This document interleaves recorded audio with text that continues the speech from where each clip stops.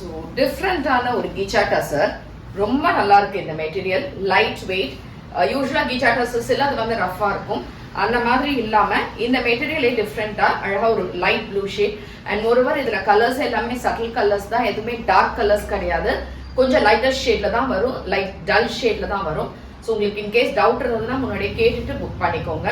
So this is a nice blue shade with this colour. இந்த மாதிரி light would ஷேட்ல அழகா சின்னதா டெம்பிள் மாதிரி இருக்கக்கூடிய பேட்டர்ன் வித் நாட்ஸ். இது ஃபுல்லாவே நாட்ஸ்ல இருக்கக்கூடிய ஒரு பேட்டர்ன்.